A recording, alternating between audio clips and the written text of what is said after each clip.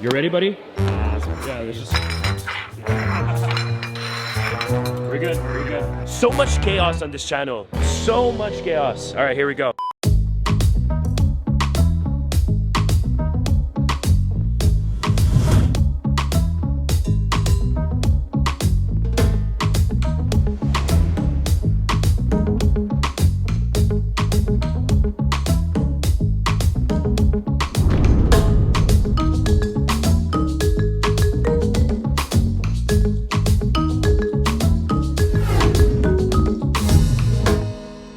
What is up, guys? Welcome back to the channel. I'm here with my boy Chris Mayhew, who is probably one of my favorite magicians. He's so funny. You guys have to check it out. I'll drop his link below. And he's going to show you a move that I've always struggled with. So I'm here to actually learn it with you guys. So I'm very excited about it. By the way, it's the first time that Chris is on the channel. So guys, go follow him. He's awesome. And trust me, you guys are here for a treat. So let's do it.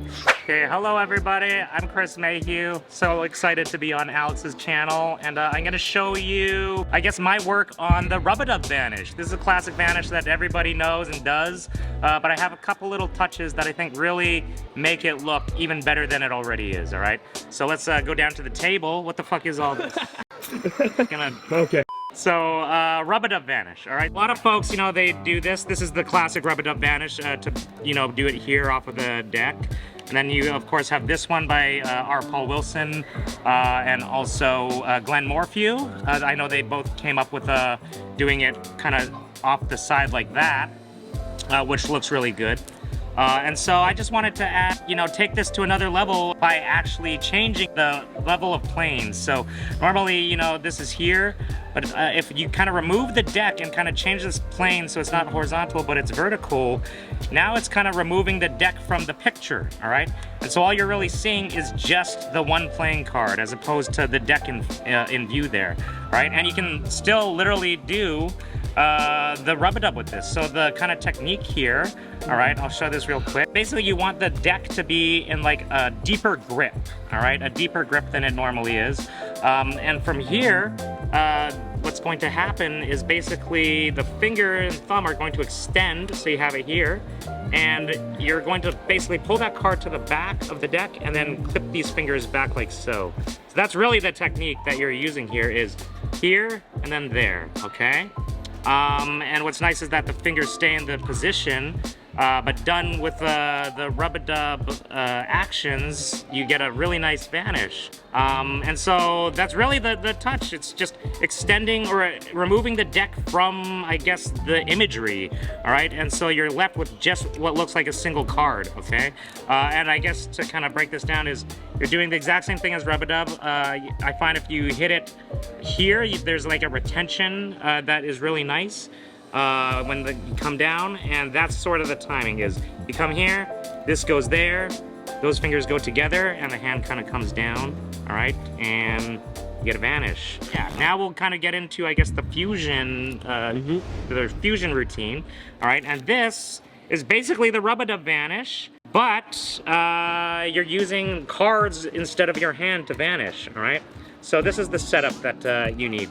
So you have the 3 of diamonds. That'll be on the top of the pack, all right? And then the ace and the 2. And so you would have a spectator, they could select these or you just take them out of the pack, doesn't matter, but you give these to the spectator, they could take a look at them. And now you're going to do something called the Billis switch, which is one of my favorite switches. You would take the ace, all right?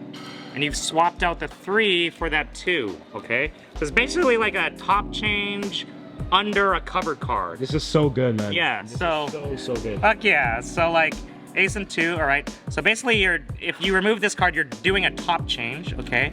But you're doing a top change as you grab this ace, okay? So as you're grabbing this ace to show it here, you're top changing the card underneath it, all right? And so that's essentially the move. It's crazy how when you do it in slow motion, it's still visible. Right. You know, like, show off. Right. So I'll show you one more time in kind of full speed. It's you take the ace and you're taking that 2 with it, all right? Now this is swapped out, so you don't show this, but now from here to do the fusion part, you're going to basically just throw both cards down, and this card is going to act as what your hand would for the rub-a-dub. So essentially both go down, this gets sucked into the pack and then squared up as this card goes down, okay? But there's this really nice kind of retention here. So it's here, and you just get, it looks like the cards fuse into each other. And amazing, so, dude. yeah, I mean, it looks really great. Real quick, just to recap, so you have the ace and 2. Going to, this is the 3, you're gonna do a billis switch, all right? So now the ace is here, 3 is here. And now, basically, as they come down, this gets sucked to the pack. You're doing the rub-a-dub, and now you get the fusion here. And there's a couple options. You can do it like this so that the card, you know, they combine and then you get that payoff when you show it. Or you can have that instant gratification and you basically throw this card so it lands face up, okay? But the visual, it looks really damn good. You know, like the card just fuses together. So you can do it with both face down, or you can have that instant satisfaction and have the card flip face up. I guess just a little sort of history on this effect. My good friend Chris Westfall, who's a Toronto magician, him and I were jamming one night, and I remember I was holding cards like this for some weird reason. And Chris kind of just pauses and he's like, yo, hold that position. I'm like, what? Why? And then he takes some cards and mirrors and he's like, and he just throws them down, and I was just like, what just happened? And so he, you know what's so great about jam sessions is you don't know what's gonna inspire an idea. You're just kind of jamming back and forth. And so it's just a really lovely moment for both of us to just witness the creation of like a new trick. So yeah, brilliant thinking on Chris's part. And also one last, I guess, little idea is you can apply this to other tricks, right? The anniversary waltz is the first one that comes to mind. This is an idea by Tyler Wilson. I was showing him this, and basically how his mind works is he instantly thought of what other effects could you do this with. And so if you have a double face card, imagine this. You have a double backer, a double facer, you're showing both cards. You take them, and now imagine fusing those cards into one card, right? Anniversary waltz style. And so you can use this technique to do that. And what's brilliant is the fact that one of the problems with anniversary waltz is this moment. You square them up. Can you hold your hand out for me, right? And then you got to ditch the card. In this case, doing it this way, you're now getting rid of that moment of square up because it's all happening visually. So that's that's another That's a great idea, man. Application for it. And I'm sure there's other applications. You know, it's up to you to take the ideas and figure out where it can be utilized, you know, to create new magic. And that's why I love sharing magic. That's why I love sharing ideas, because you don't know what unique mind is going to take that idea and expand upon it in, you know, ways that your own mind could never think of. And so I'm happy to share it with all of you. I hope you enjoy it, and yeah. How great was that, right? I think this deserves a like. Only for you guys, I'm gonna put a slow motion angle for you guys to actually learn how to do it properly. And so, yeah, let's do it right now.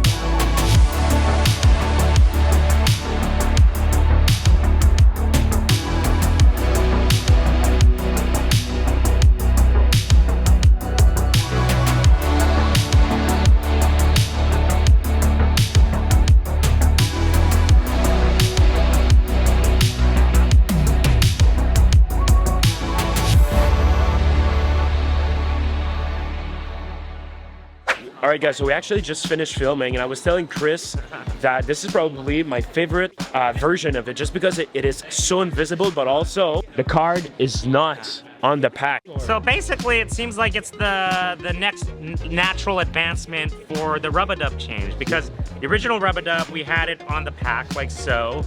And then when Glenn Morphew and R. Paul Wilson came along with the rub-a-dub, you know, their rub-a-dub, they kind of removed it from the pack slightly so that there's more distance.